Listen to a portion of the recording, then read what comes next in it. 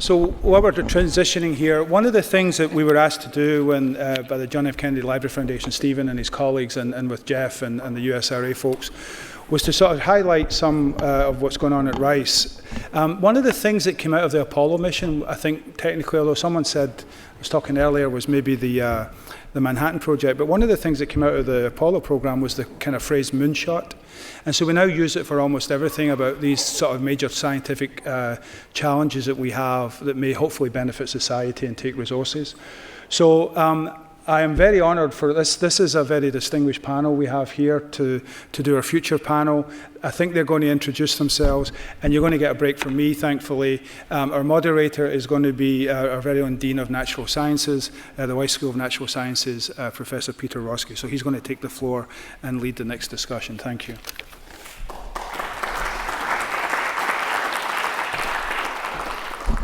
Well, it's a great honor and a great thrill for me to be here this evening.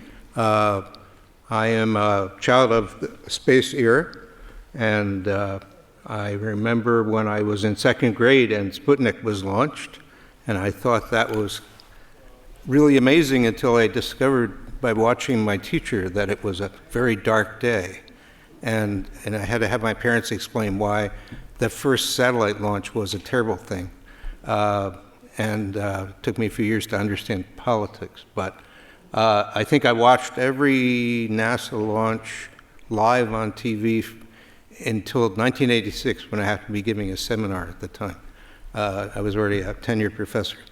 So I told David, I think, when I came here 6 years ago, that if I knew I could be someone involved in the Space Institute, I probably would have settled for a lower salary. But so I'm very honored to be moderating this panel. As David said, you know, the word moonshot now means something that's an amazing target, something that's very hard, very important, and that we could imagine because of our history that we could achieve it. And there are many such things that people tackle now, and what we've done is assemble 4 individuals very knowledgeable about some of the most pressing and amazing things that we want to solve: cancer, quantum computing, artificial intelligence, purifying water, and I'm going to let them introduce themselves. They're all incredibly accomplished scholars, and let them introduce themselves and tell us a little bit why what they're trying to do is a moonshot for mankind. Do you want to start, Keelan? Sure. Good evening, everyone.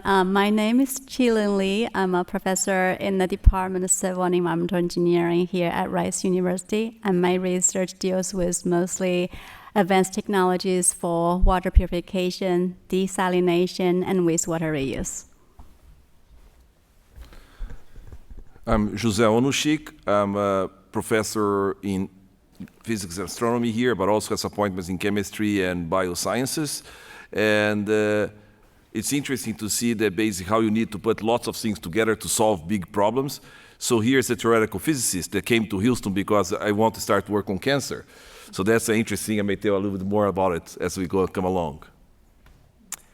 So I'm Doug Nadelson. I'm the chair of the Department of Physics and Astronomy, and I also I'm what you call a condensed matter or a solid state physicist, and I'm the one who's going to tell you about how quantum computing is going to revolutionize everything if we can get it to work.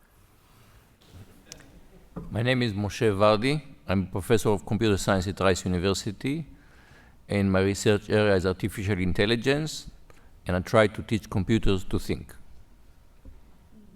So perhaps rather than go directly to questions, since it's not audience questions, since these are not necessarily quantities that people are familiar with, what the issues are, maybe each of you could describe what you see as your ultimate goal and what you see as the grand challenge to get there, whether it's a series of technological accomplishments like it was in the moonshot, or if there's one big obstacle that if you could get through it, it would be a breakthrough.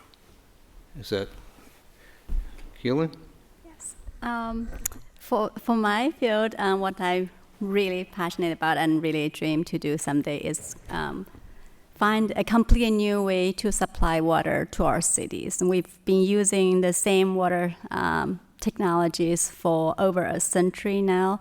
In the developed countries, you have very large-scale water and wastewater treatment plants where you treat the water, take the freshwater sources and treat it, and then send through miles and miles of pipeline to individual household or industrial users.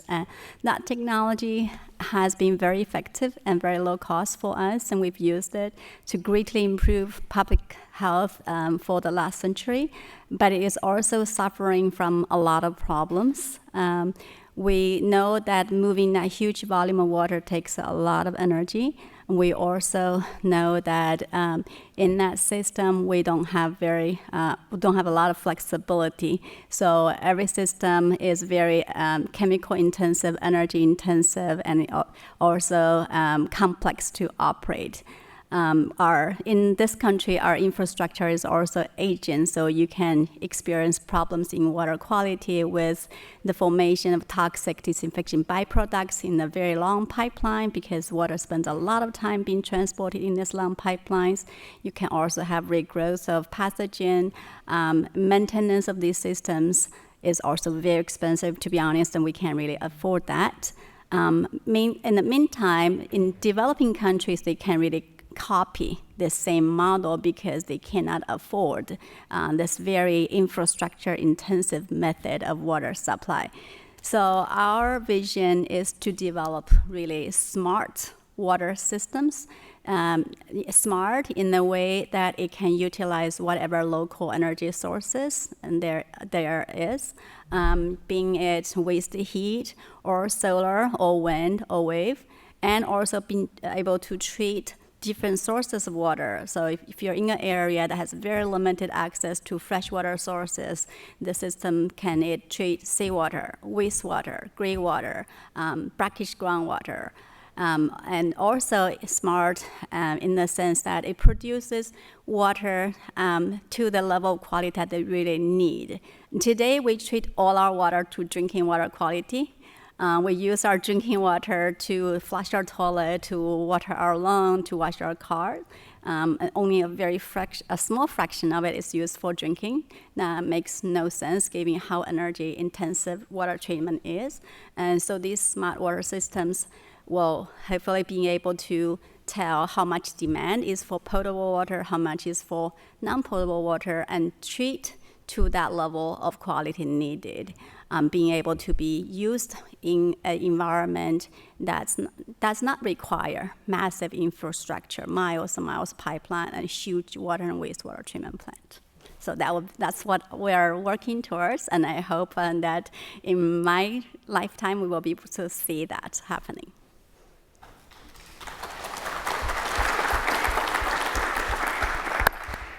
Jose, tell us how theory is going to solve cancer. So the moonshot is a very interesting word. It comes with the idea that basically, can we solve a big problem, bring the entire society together to solve something that has a major impact in the nation or something that brings all the spirit together?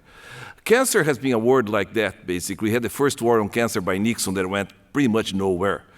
And that tells you a little bit about how you deal with problems on that spirit. Is not only you have to have the commitment and the idea to do it, but you have to have the knowledge at that moment, and you have to have the people. You have to have the background to go after that. So these days, I think that's an important lesson for us, in a sense, to make sure that, as we talk all the time, that we have the right, more than money, that we have right the people's network, the human resource that we need to solve the problems to create that moment. Together with that people, we have to have the knowledge at the moment. You have to be the time where the knowledge, maybe we don't know everything, but we know enough that I can tell you, by 2024, I'm going to do something. You have to do this commitment. Although the war on cancer on 71 is not, right now is doing much better. Although we have seen lots of disaster, it's amazing that if we compare to the 70s to now, you have several cancers where by learning what we know about molecular biology, by knowing what we know about new biochemistry, more that stuff, with this development on the immune systems and all these new technologies, you see the cancers like most 90% of the leukemias, people are cured. A lot of prostate cancer and breast cancer is solved With immunotherapy that's coming out now, the Nobel Prize just came in town, basically with Jim Allenson, we figure out that now a lot of lung cancers that had no control, particularly small cell lung cancers, people are not being cured, but they're living for another 10, 15 years, 20 years. But it's still some areas we don't know enough. We cannot do anything about liver cancer and prostate cancer and pancreatic cancers or things like that. So cancer is a broad thing. But what's happened here is why have we been able to solve all these other things have been very successful? A lot of this success being done in Tau. Because we're bringing lots of cultures together, not only knowledge of biology, but the idea of understanding complex systems. This is a complex system. That's where theory comes in. Can we model that system? There's a lot of new computational approach that we need because we're dealing with large quantities of data.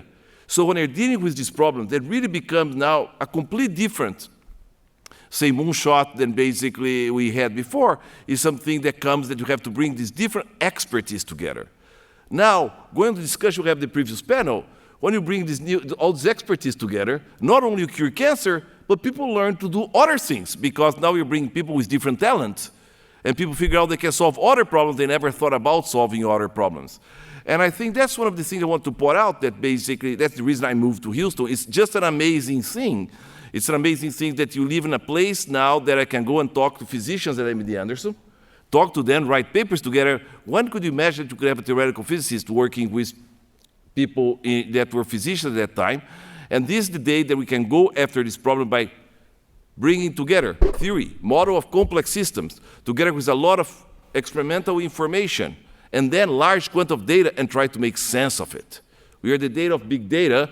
The question cannot deal with data without thinking about it. It's just not so this is what we are. So for some systems, we can solve the problem because the data is enough for us to learn and people are getting all the way to the patient.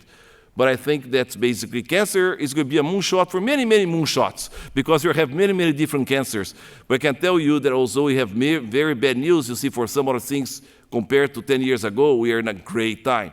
But it's very important for these problems to create the moonshot because that's the only way of bringing communities together. It's the only way of funding people together. People say, really, you can bring all this talent together. But more important, we have to train new people that can come and bring this success.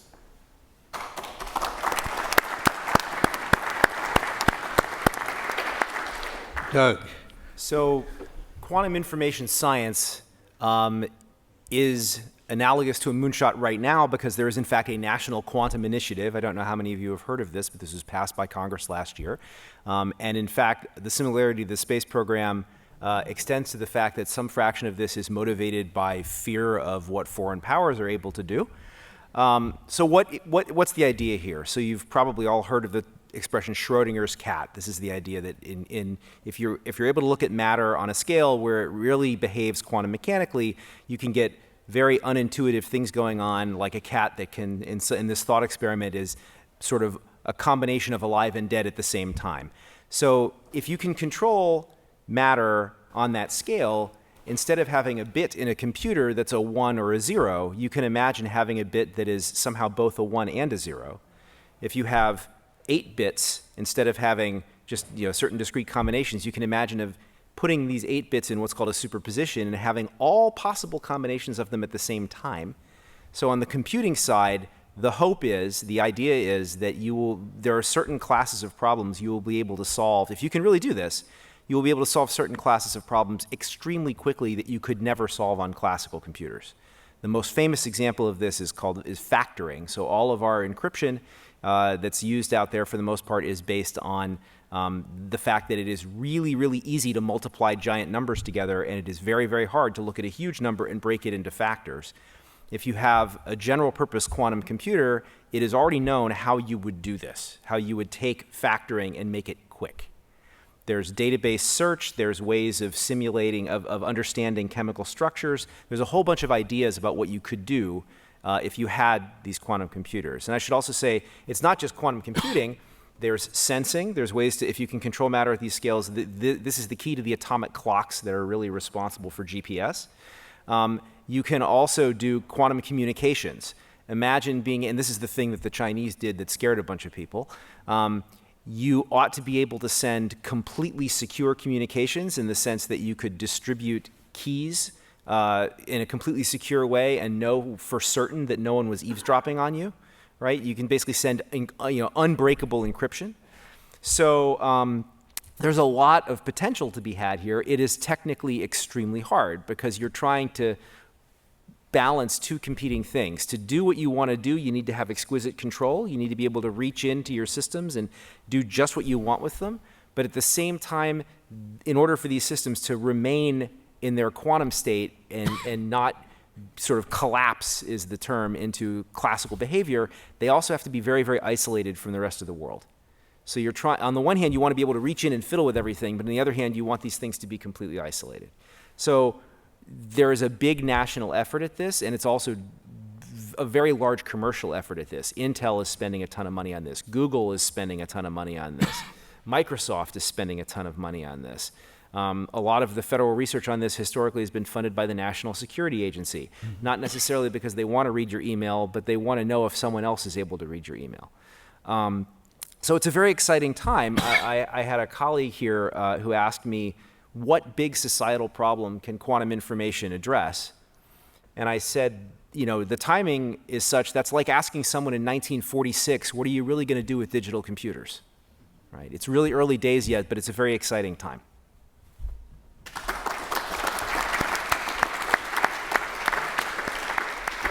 So Moshe Vardi, he'll talk about, I want to point out that artificial intelligence is the only one of these I've seen advertised on TV by multiple vendors.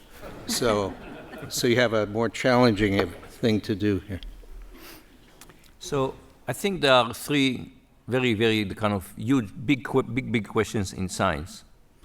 One is the nature of the universe, the structure, the dynamics of the universe, cosmology if you want. The other one is the origin of life.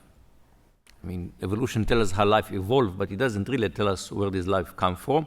And part of the question, do we have life on other planetary systems, have to do with we don't understand how did life arise in the first place. And the other one interests me is the nature of intelligence. So kind of what makes us unique is our intelligence, but we still have a very poor understanding of it. And there are various ways one can try to study intelligence. One is to take people and put probes in their heads, and this is partly what neuroscientists do, try to understand really the hardware, what we call the wetware that you have inside our brain. And other people look at it from the behavioral point of view, maybe psychologists and cognitive scientists. Computer scientists try to understand intelligence by building it. So if, again, it's the analogy, instead of trying to understand aerodynamics, how do birds fly, let's try to build a flying machine. Let's try to build intelligent machines. And this started, as I said, the term artificial intelligence was coined about 60 years ago. And it's a field that always has periods of enormous enthusiasm. We're just at the threshold of some immense breakthrough, and then huge valleys of disappointments. And right now we are in a period of enthusiasm. You may all have heard of deep learning. So deep learning is based on an idea that actually goes back to the early 40s, and it's based on our understanding of how the neural system works. And there was, if we can try to mimic that and build neural nets, and we can use them to do, for example, recognition and classification tasks. And as it goes back to 1943, and there were again periods of, we're just at the throes of breakthrough, and then huge disappointment. We call the AI Winter 1 and AI Winter 2. And over the last decade, again, there has been real breakthrough, and we are now able to do. We have this is what deep learning comes in, means you have several layers of neurons, essentially artificial neurons. And now we're really able to do things that were considered just very, very, very difficult before. I mean, for example, to do a translation of languages, we try to do it by linguistics, and that proved to be very, very difficult. Then we try to do it by statistics, learning a lot of patterns of words. And that was not, if you may remember, even like Google Translate, just from a few years ago, it was give you pretty bad translation. And now we are using neural nets to do that, and we get much better translation. And we can do face recognition and image recognition and machine vision. And part of all the enthusiasm about the possibility of autonomous driving is based on the fact that we think that now a machine can see. At the same time, learning is a kind of a big task of intelligence, is learning. But it turns out that learning is still very, very difficult. So if you think about it, how many people here know what is a tov? Tov, Jabberwocky. It was brilliant and precisely tov. So suppose you show me a picture of a tov. You have to show me a few pictures of a tov, and I will be able to recognize tovs. You don't need to show me too many examples of tovs. I will be able to recognize tovs. But deep learning today, you need to show them, if you want to train them, you need to show them not thousands, not tens of thousands, but hundreds of thousands of images. And you can imagine the energy cost of learning, of training on hundreds of thousands of images. Well, we're able to study, I can look at 5 to 10 tovs, and I know how to recognize tovs. So big challenge of us, what is it that we are able to learn so efficiently?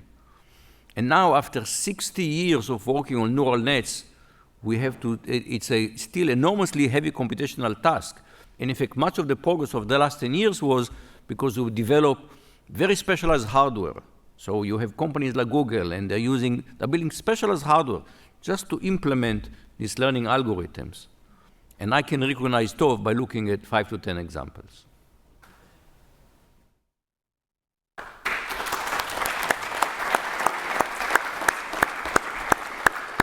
So if you have questions you'd like to address to any of them, or general questions, please make your way to the microphones.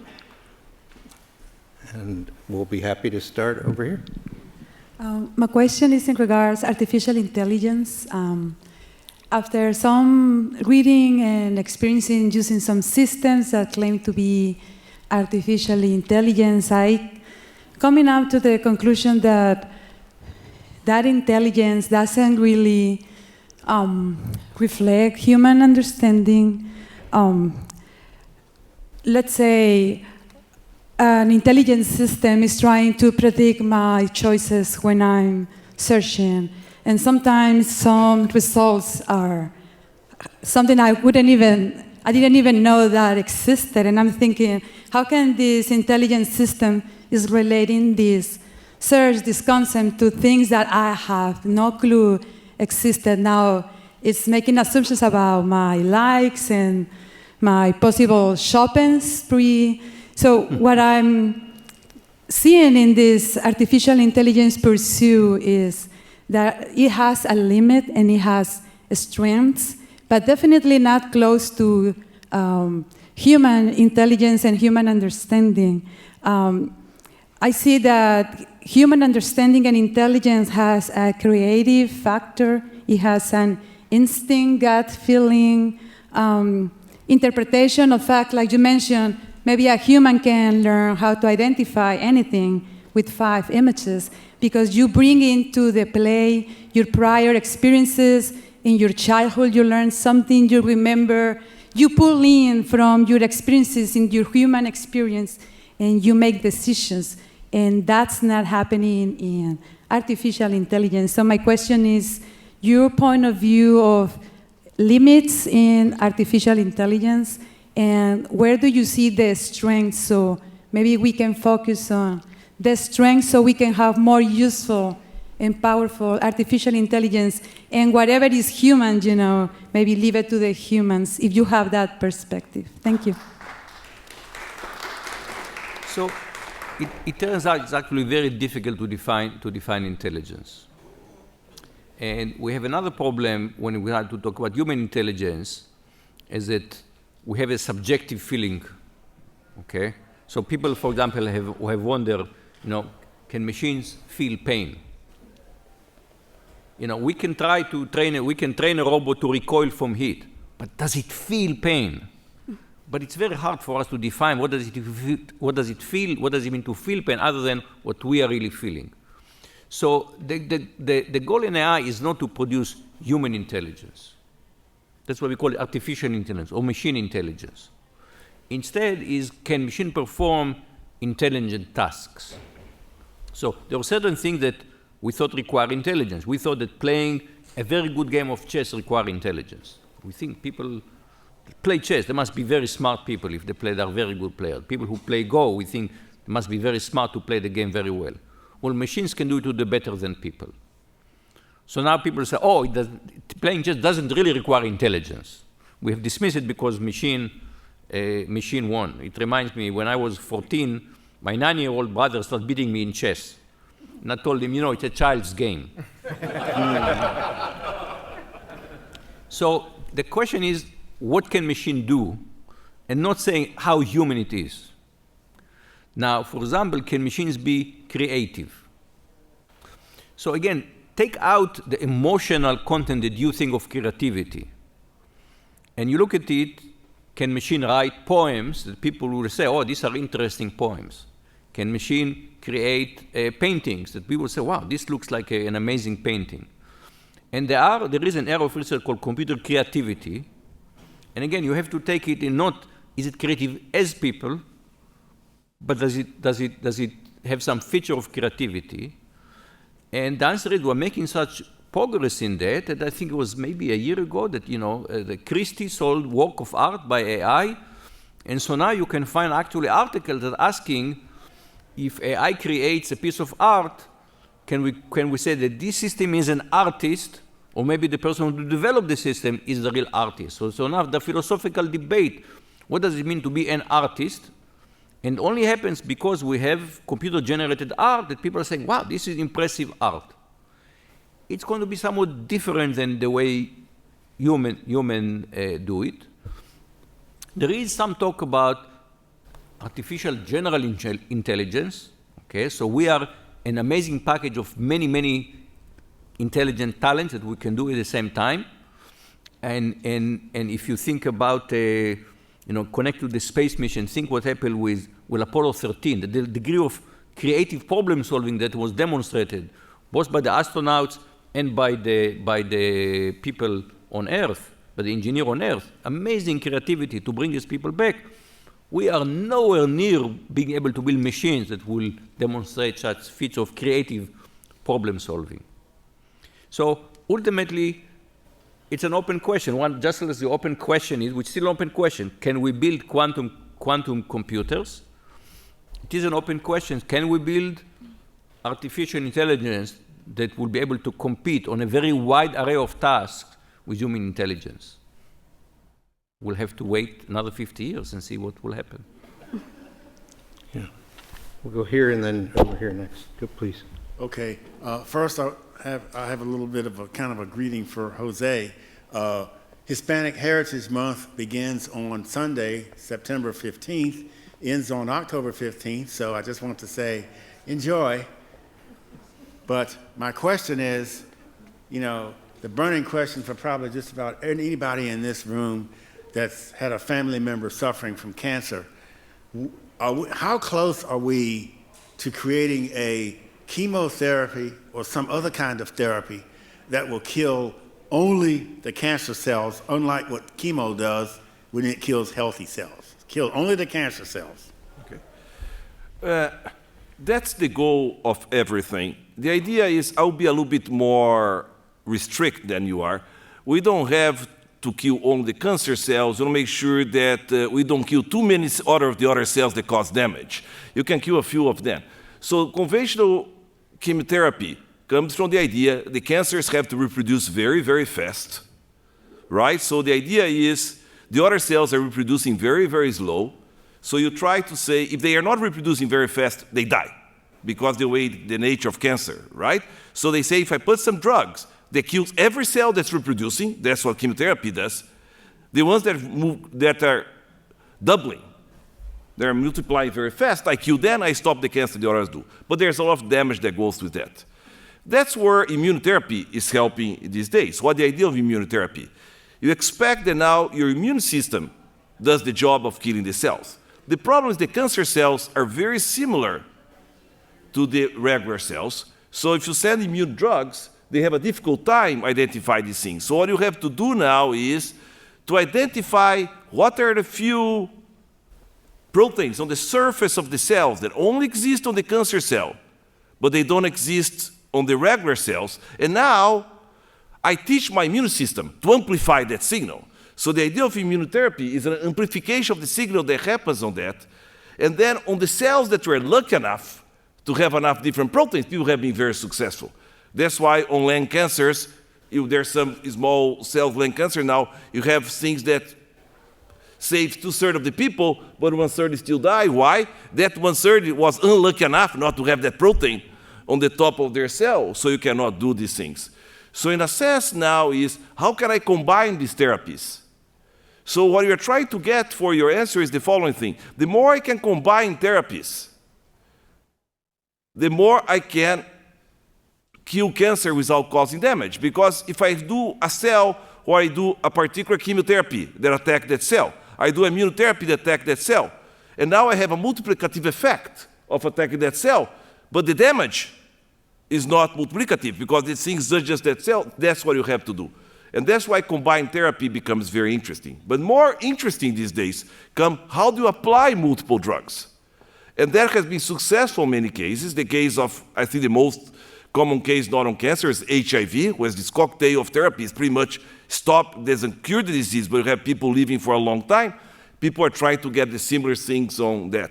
And that requires now to know how do the system react to these things. And in nonlinear systems, it's not a system where you just can add things and do an addition. You have to figure out how the system responds. So now you have all entire new theoretical modeling of seeing how your system responds. So combined therapy, understand how the system responds, and these things are going to do better.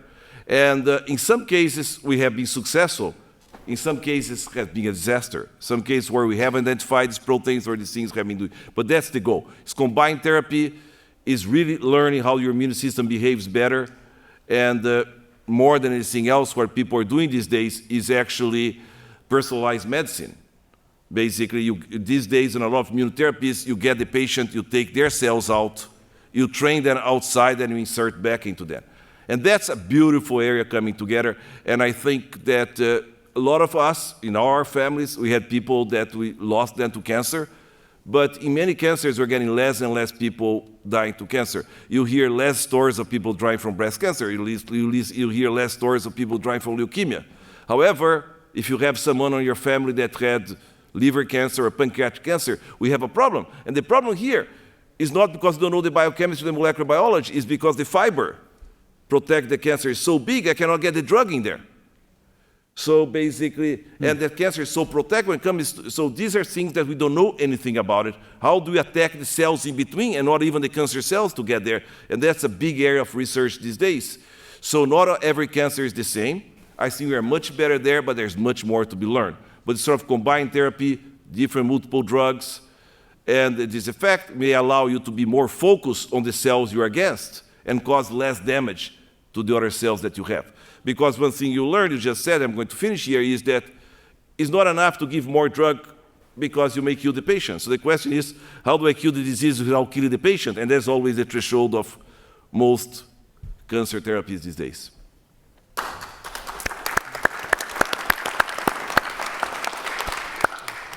Hello, my name is Willie Lowe. Dr. Nadelson, I was in your class in 2012, intro mechanics. But anyway, the theme of this whole seminar, I guess, is moonshots. So like progressing technology, trying to go for things that seemingly impossible, but maybe with collective human effort, we might be able to reach it. But with increase of technology, you have increase of potential to do good, but you also have increase of potential for people to use it for bad. So as researchers, I know it's kind of hard to think of a bad use for curing cancer or clean water, but as researchers, how do you guys deal with the potentially ethical consequences of your research? So at the moment, I think that where ethics intersects this issue of quantum information science really is not so much at the technical capability, but it's sort of at the motivation of why people want to develop some of these things. I think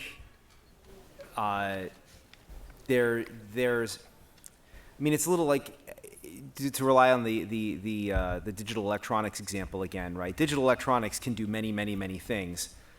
It can do many good things. It can do many bad things. It's a tool more than anything else, right? And so, you know, I think we all, I know Moshe is very involved leads an effort here about thinking about the ethical and societal implications of technology. And so I know we all think about what's the societal impact, and what are the ethical things to do. I think, I suppose artificial intelligence is the one that not to put words in your mouth, not to put you on the spot, but it seems like artificial intelligence. Go ahead, put me on the spot. Artificial intelligence is the one that has the closest connection to ethical things, because we can already see ways it can be terribly misused if you wanted to. So I'll try to be very brief. That I think that in some sense, in my opinion, the ethics lens is a bit overstated. The right way to think is not about ethical, but societal impact. And it is true that there has been some attitude that some people call it techno-utopianism or techno-solutionism. The solution to every problem is more solution to any problem by technology is more technology. And technology will lead us to some kind of a utopia. And I think attitudes have changed over the last few years, and now we understand that technology is a two-edged sword, and you always have to think about the benefits and balance the benefit against societal cost. And we have invested more in developing technology, and we have not invested enough in learning how to control technology. So we have just launched at RISE this year a new initiative on technology, culture, and society that we foresaw your question. We act on it already in January, and we announced an initiative that aimed to study the interplay between technology, culture, and society, understand how technology can have adverse societal impact, and trying to follow the use of technology and try to mitigate the adverse impact. Thank you. I wanted to ask about the overlap between the areas. How can quantum computing affect AI? How can AI and quantum computing help cure cancer and provide clean water for the world? So, it is known. In some ways, there are people who are already thinking about developing interesting quantum algorithms to do deep learning more efficiently, more effectively, right? So there are definitely people who are thinking about exactly the question about if you had quantum computers, would it be easier to do certain machine learning tasks, certain artificial intelligence tasks, than if you had classical computers? In the same way, there are people who are very much interested in using quantum computing and quantum algorithms to do optimization problems. This includes like drug discovery, database searches, image analysis, so for medical imaging, right? So because it's such a generalizable tool in principle, the quantum information stuff could be applied to lots of things. So when you model any complex problem, and cancer is the prototype of a real complex model where you try to understand the entire dynamics of these systems, part of it you try to learn from data. There are lots of experiments going there. So you create these models and you're trying to learn from data. Now, when you learn from data, one thing that you're going to do on these things, what's signal, what's noise? How do you separate these things? And this becomes a very daunting task.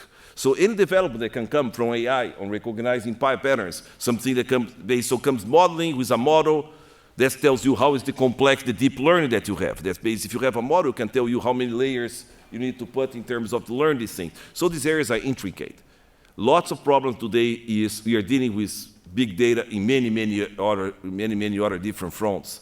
So basically, that's why I said on the cancer, the idea that basically you can have a theoretical physicist working together with physicians, with a lot of engineers and other people in the middle. That's the reality of today's science. And I think big problems these days require this sort of bring the science together. So I think less and less we care about giving titles to science. We just care about big problems and what it takes to solve the big problems, bring all the talent that you need to solve them. Artificial intelligence is already emerging as an important tool for smart water systems. I sort of mentioned a little earlier. in our water and wastewater systems are massive, especially for big metropolitan areas. And there are so many places things can go wrong. And so these smart water systems we visualize will have a lot of distributed sensors that will be producing a lot of data and a lot of signals. And so using tools like machine learning that would allow us to analyze these signals and data and telling us where you might have a leakage, where you have water contamination in your drinking water distribution network, where you may have a broken pump or broken valve. Those are all very important to manage complex systems like a water system. And people are using that already to look at possibility of doing asset management, meaning we look at our huge water supply system as an asset, and how do we use artificial intelligence to teach us about this system, because right now, just manually, we can't understand the behavior of such a complex system. Thank you. Thank you. Next on the right. Yeah, my name is Joel DeJean with the Schiller Institute and the Rouge Political Action Committee. And this may have come up before, but I missed the beginning. One thing that would really revolutionize desalinating water is the availability of fusion power. And fusion-powered spaceflight would also help us to get to Mars in a matter of days instead of months. Is there some thought of using quantum computing and artificial intelligence to help crack the code of how the sun does fusion and recreate artificial suns on the Earth and in near space? So fusion, fusion is a long-standing problem, a long-standing challenge. It's very, very difficult. There's a lot of advances in computational techniques to try and understand plasma physics. And so in the very general sense, yes, I think, any advance in computational technique is probably a plus in trying to get fusion to work. I think there are many challenges in fusion, though, that are not, there are some serious engineering challenges that are more materials challenges and controls challenges than they are computational. So let me add just one thing to it. I actually think that on the idea of the moonshot is that if you have a problem, and I think people did great, you put a target, you put a date, you try to solve it. If you find a solution, you get all the excitement before. Fusion had many excitements like that, but the problem is so difficult, people haven't been able to deliver it. The last effort, that was ITER, this international effort in putting fusion, people haven't been able to reach long enough to keep the momentum of people putting enough investment as being a macro investment in that area. So I agree with you, it would be a great problem to be solved. The sun has solved it for a long time. But on Earth, we have had a very difficult time, but I think every time major effort came into it, the momentum came down, and ITER right now is sort of dwindling down. And the people that really believe in fusion are very, very unhappy about it, but it's one of these things. So the problem with the moonshot, and I think it's great on these things, is it's great to do these challenges, but you want to make sure that at the end you get somewhere so you can keep the momentum moving. And that on this one, I think we haven't got it. It would have been very different if we failed to get to the moon. Yeah. Right. So I think we'll take the people who are standing, but I think the attraction of the wine is drawing people out. So, or some kind of and the book signing, yes, absolutely. So please. Proposition, advanced technical civilization requires a livable environment. Many, many years ago, the director of the National Academies was at that podium. I asked, based on what scientists were telling us, it looked like we needed to have some form of carbon capture and storage in order to save our bacon. The answer was yes, indeed, research was being done. Papers were being published. There was no moonshot to bring that to practical reality. More recently, scientists have said we need to cut our emissions in half by 2030. What has actually happened over the last several years is that global warming has accelerated. And my general question to the panel is, do we see reasonable paths to where we can get the moonshot of speed and scale that we need to deal with the climate crisis? It's politics, not science. It's a question of political will. I mean, if you can't, if a supermajority large enough to really move big bucks around, whether this is a political supermajority or an industrial supermajority, if you can't mobilize the will of people with enough power to do anything, it's very, very hard to fix that problem. Yeah. In terms of technology, there's certainly a lot of advances in technology to pull carbon out and become a carbon neutral situation, but you have to make people do it. And I mean, recently, you probably noticed that the rollback of the methane rules, that ExxonMobil and other oil companies came out and said, no, this would basically, right, exactly, it would kill the oil companies if you did that. So we're making progress, I think. Please. I have two questions. One is technical, one's a little bit more philosophical. Anyway, the first question is about the question of quantum entanglement. And is it possible that this breaks the speed of light? Is it possible, for example, that communications with Mars, between Houston and Mars, for example, could be nearly instantaneous as opposed to taking 12 or 18 minutes or however long it might take? So the short answer is, while Einstein used to talk about spooky action at a distance, and this is why he didn't like certain aspects of quantum mechanics, right? The short answer is, as far as we know, it is not possible to use quantum entanglement to send messages faster than light. We can have a longer discussion later, but you can have correlations that seem to develop very, very quickly, but you can't, no matter how clever you are, no matter how prosaic or complicated an apparatus you try and come up with, it would appear you cannot use that to send messages. Okay, then the second question is, there have been a number of universities which have taken a stand against the persecution of people of Chinese descent and Chinese heritage who are either in school or teaching or operating out of university academies and institutes. Has Rice done anything to stand up for people of Asian, especially Chinese descent? Yeah, maybe I should answer that as a dean.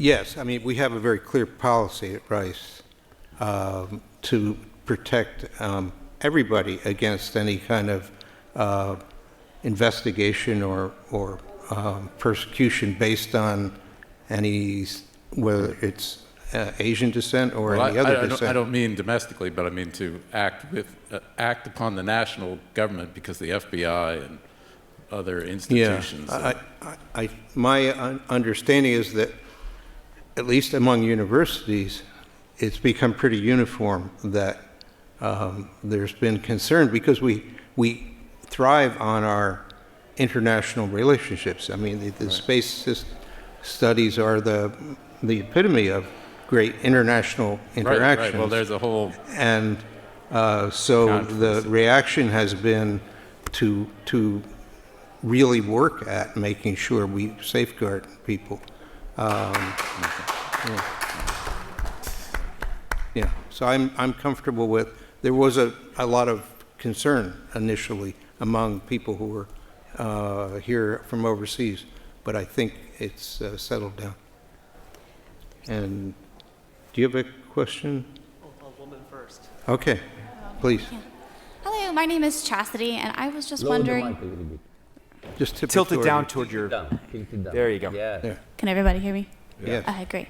So I know back in the day when we went to the moon, I wasn't alive, but everyone says there was a great black and white live stream. And so I'm wondering what kind of cool cameras and technology we'll be able to watch this on now, if we're at home when we get to go to the moon again. I'm assuming that, it's a shame the NASA administrator's outside having wine. I'm assuming everything is going to be done in full 4K or 8K HD. Latest. The moon is close. Bandwidth shouldn't be that bad. HDTV. And then my second question was, so I know last time we only sent one person to the moon. If at any point in history do you think it will be possible to send a group of people? Because in my mind, it's like even if we send them with the latest neural chip technology, you really don't know what else is up there until you get there. So what if there are some other people that come up, hold them at gunpoint, or like, hey, we messed with your live feed, no one sees anything? You never really know. I think there's plenty of plans to send larger numbers of people. It's a good deal. You can do that. Cool. So last question over here. So recently there's a lot of talk about how do we build this type of human capital, human resource for the next generation. There's a lot of models on whether people should build a very, very broad background or people should specialize or people should build this kind of T-shaped type of educational background. So if we're looking to build the next generation of researcher, what type of educational background, whether it's broad or deep or actually deep in several areas or something of that sort, should the individual aim for? Yes. No, I can tell you a little bit just to help. I think you have to have a broad education. There's no way these days that you shouldn't have a broad education.